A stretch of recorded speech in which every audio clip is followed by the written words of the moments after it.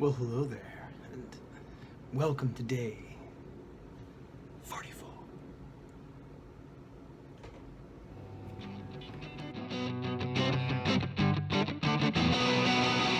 Did that seem sultry and romantic to you? Well, that's because I had ear grease and sweat all over my camera. I just went for an hour and something walk while I caught up with my mother on the phone, so sweating the whole time, and that equals romantic filter from the 60s.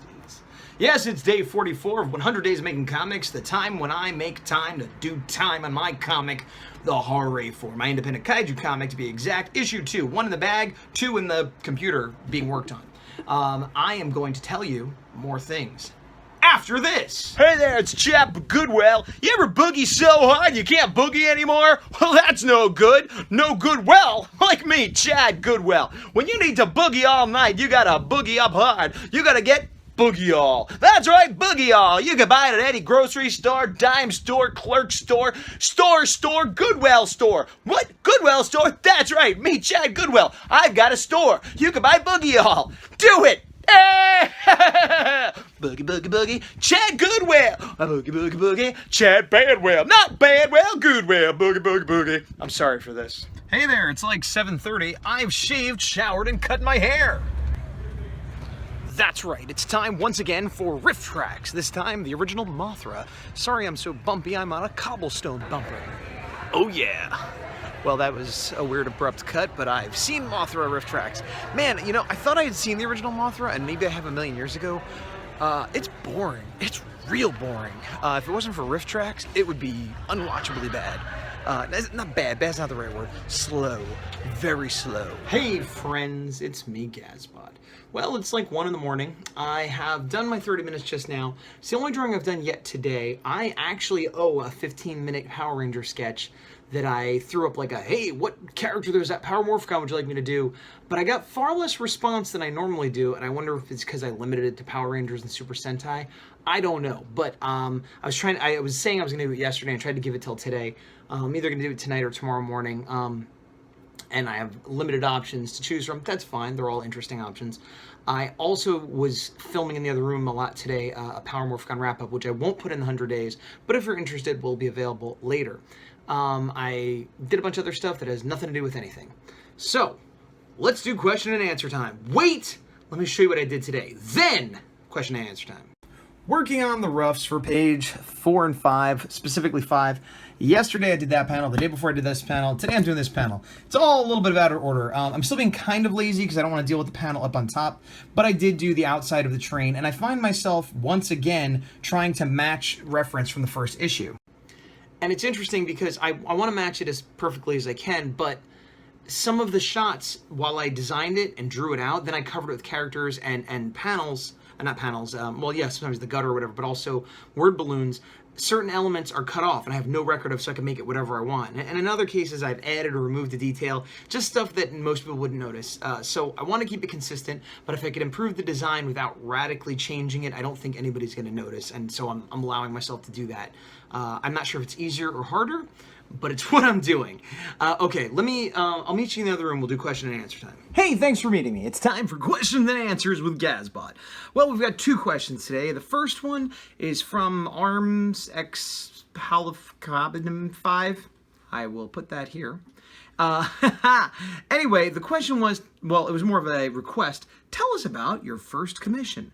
Now, I don't know if they mean my first, like, semi-recent commission, like once I became a full-time professional artist, or not, but I'm gonna go with my actual first commission, at least that I recall, the first time I was paid to draw something.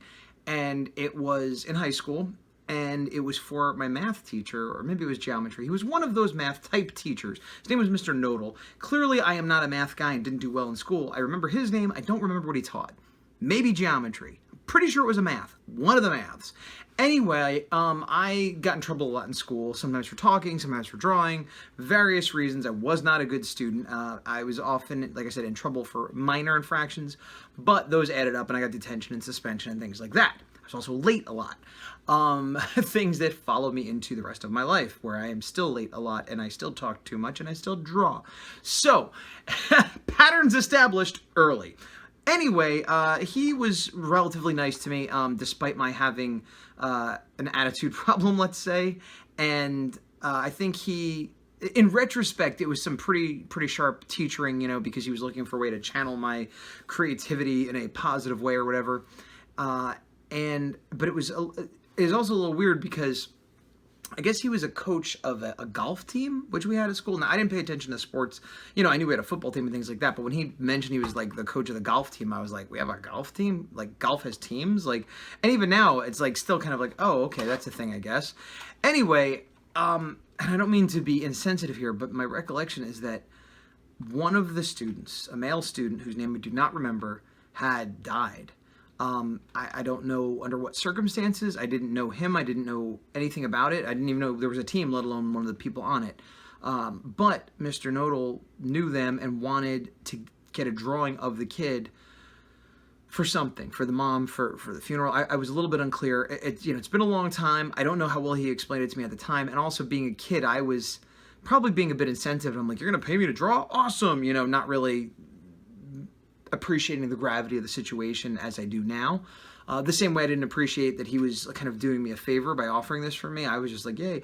And I don't know if I came up with the price or he did, but basically he's like, draw me a picture of this kid playing golf. I don't know if he asked me to do it in heaven or not. My recollection is that I did it on a cloud, like as though he was in heaven.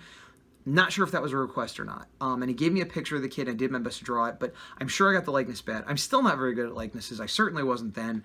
And again, no disrespect or anything, but my memory is he was just sort of an average-looking white kid, you know. And so that's even harder. You know, it's not like he had glasses or a beard or he was fat or, you know, there was something outstanding to easily latch onto. All that aside, it was kind of difficult for me because I had to do a likeness, had to be golf, which is a sport I barely knew existed. And I don't even know if I looked at reference. I think I just kind of like, oh, what is mini golf like, you know? And then I drew him on clouds like he was in heaven. And then this is supposed to be something that goes, in some way commemorates this person who's died, and it's supposed to be meaningful. And I did my best, but I'm sure I didn't do a good job. And the price, it was black and white. I believe it was ink. And it was on just a regular sheet of like typing paper, copy paper. And I think the price was $15, so it sticks out in my mind. And I easily spent an hour on it, probably more. And I gave it to him, and he paid me and said, you know, good job. I don't think it was. I also often question, like, did he use it? I mean, like, he was nice enough that he commissioned me. I did it. He paid me. But I couldn't imagine giving that to someone's mom or something. You know, like, maybe if I was the kid's friend, but since I was, like, a hired artist, I was commissioned, I don't know. So it's kind of a weird story. It's probably not the answer you were looking for. I'll give you a follow-up. The second commission I had, which was more of a true commission, although still way before I became a professional artist, that was in high school, but maybe more towards the beginning of my high school career. This other one was either like senior year or maybe the year after I got out of high school. I used to work at a hobby store called Hobby Masters in Red Bank in New Jersey. It's still there. And I got the idea there was a lot of like D&D and role-playing stuff, and that was kind of what got me the job in the first place. Like, that's what I knew about. Like, they had models and other things which I learned about, but I got the job because I knew about role-playing games. At this point, I'm way over my head if somebody starts talking about it, but at the time, I was up to date on what was going on.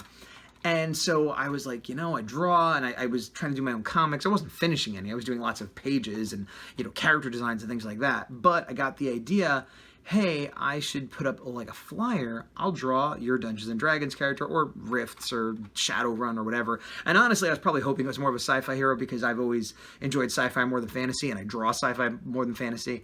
And I think in my head, I was picturing like, oh yeah, somebody like a cyborg Decker with like a crazy, you know, monofilament sword, and they got jacks in their head, and they got like a juicer arm, and like, you know. But what I got was the daughter, and I put, you know, little pull the tabs, you know, one of those kind of things. I don't even remember if I had an example of my art, which is like, and again, this is before the internet, so it was like literally just on a bulletin board. Hey, I'll draw your character. Like I said, I don't remember if I had an example of my art, which is even crazier, because it's not like they can go online and look somewhere. But the only commission I got from that, and it was pretty soon after I put it up, was from the daughter of the owner.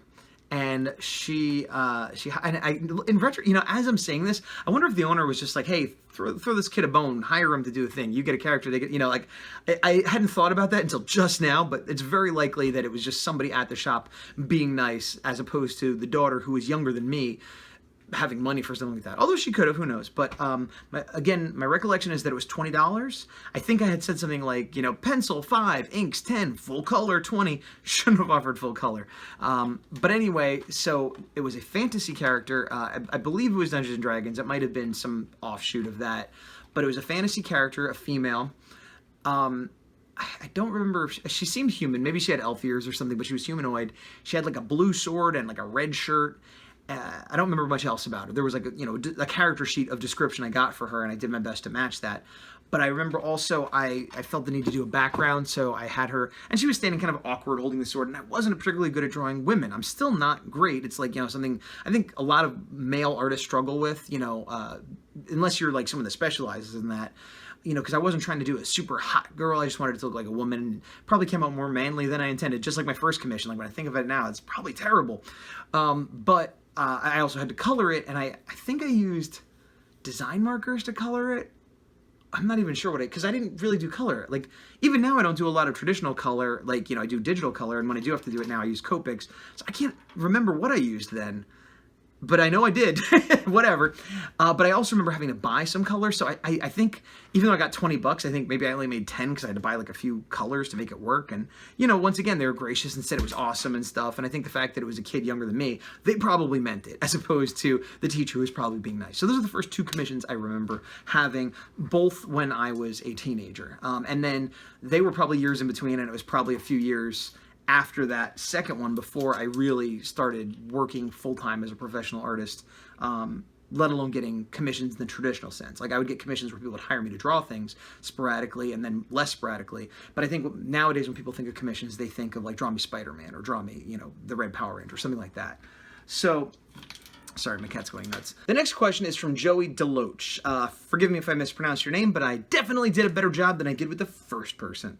Now, this question was asked, and I actually kind of answered it in the comments, but I figured it was worth addressing here because I said, give me questions, and blah. And it was basically, how many pages do I get done in a day, or try to get done in a day, or can get done in a day? And my answer was basically that at this point, I'm worrying about how many panels I can get done in a day, because I'm only putting in a half hour to an hour while I'm trying to get other things done. And they had mentioned that the most they ever did was 3 pages in a day because they had off from work or school or whatever. I've never done 3 pages. Well, I guess I never. 3 pages in a day is crazy to me, even if I spend all day. If I spend, if my day is like, I'm going to just work on comics. I'm not going to worry about housework. I'm not going to worry about other jobs. I'm not going to be on the internet doing business stuff. I'm just going to spend 8 hours or more working on my comic. I'd be happy to get a page done in inks. Color, I don't even know. But here's the weird thing. And most professionals, you know, say they get 1 to 2 pages done a day. Now, when I say professionals, I mean like Marvel, DC, like, you know, big time. This is my full-time job. This is what I do, which most independent artists aren't. Most independent artists, even if they're very prolific, have another job. And even more common are people like me, people like many of the 100s, where we're putting out comics whenever we can. We're putting, you know, if we get 2 out a year, we're pretty happy. Some of us because we're slower or faster or whatever, but most of us because we have other things going on and we can't just focus all day on that. However, I have had that experience. I did a couple comics for a branch of Scholastic that were published up in Canada.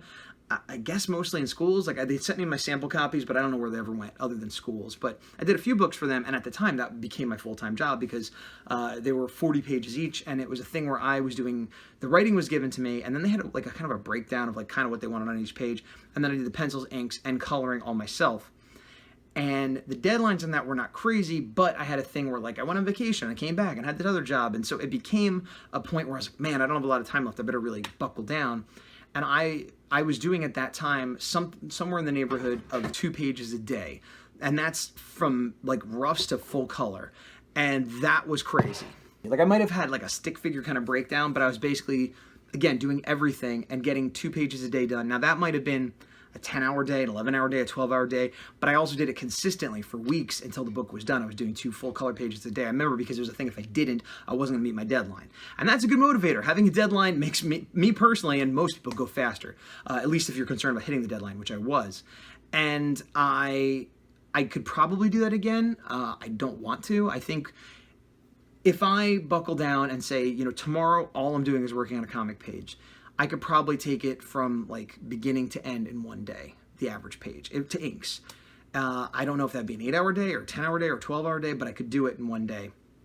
And that's about as fast as I would want to do. I mean, don't get me wrong, I'd be happy to be faster, but I feel any faster than that and I'm sacrificing quality, which I can do. And those books I did my best, but I could see where I kind of cut corners, and it's not, you know, I was less developed as an artist than I am now, but also I was rushing, and you could see, I'm like, you know, there were certain, like I didn't color the background people a lot, which I do now, or well, if I'm doing color, I would just use like a gray or whatever, which arguably is a fine technique. It's just not what I would have wanted for my best. So that's the long answer. The short answer is a page a day. A page a day. 3 pages a day is super fast. But again, you might have a more simple style than I do. You might not be doing backgrounds, whatever. And then there are other people, you know, like an Art Adams or a Frank Cho that are notoriously slow because they're super detailed and background oriented and things like that. I talked to Walt Simonson one time at a convention in New York. He didn't have a table, but I recognized him. And he had taught at School of Visual Arts where I studied. He wasn't my teacher, but I was aware of that and kind of used it as an in to talk to him a little bit. And I was saying how I was concerned that I was slow. And I was saying how it takes me longer on average than most of my peers. And, you know, I heard you're supposed to be able to do a page a day of really tight pencils. And I feel like I was slow for that. And I am even now, you know, and he kind of gave me the advice of like, well, you know, yes, but he said, I would much rather take longer and have the product be good, because no one's going to know how long it took you. No one's going to remember how long it took to come out in a few years. But that book, that work you put out is going to be there forever. He's like, I have people showing me stuff I did 20 years ago, and the stuff that I rushed, I could tell, and the stuff that I didn't, you know, they can't tell. And like, so it's hard to follow that advice because sometimes you have to hit a deadline. But if you're working for yourself, it is, you know, this is what I'm trying to motivate myself to get it done quicker, because I have people that are interested, because I want to move on to other projects, because I don't want to lose the energy of it, so I don't want to be lingering on it forever. But I do have the luxury of being on my own schedule and being accountable to myself and the few people that are interested in what I do. So I'm allowing myself to take longer than I would if I was working for a publisher, because once it's done, and it'll be out there, hopefully, forever. So that's kind of the deal I've struck with myself, based in part on Walt Simonson's advice a couple years back. So hopefully that answers your question more fully, and for those that didn't read it in the comments, now you know. And the more you know, the more you gasbot. That makes no sense. All right, let's cut back to the other room. And welcome back. So yeah, hopefully that answered some questions, was enjoyable. If anybody has any future questions, you know, I'll put them in eventually and do more Q&A. It's good content that I don't have to come up with. So today was another mediocre, did my 30 minutes, got progress done, but nothing crazy. I've still been playing catch up. I probably shouldn't have made that Power Morphcon video I made today. I mean, it took forever to set up and film. I haven't edited it yet. But I don't know, I felt like doing it because I wish somebody had done one for me before I did it. Now the next Power Morphcon isn't for 2 years, so whatever. But that's what I did. I did other things too, like cutting my hair. I don't know what that was. I was trying to be like, but it went, it was horrible. I had a hairball. Hair ball. So anyway, let's close this out because it's getting wacky. And today, the day I'm closing out. Well, you know what it is. And I'm stalling because I'm trying to remember. I'm pretty sure it's day 44. Now let's assume that it's day 44. And if it is day 44, well, then that means 56 days left is how many we have.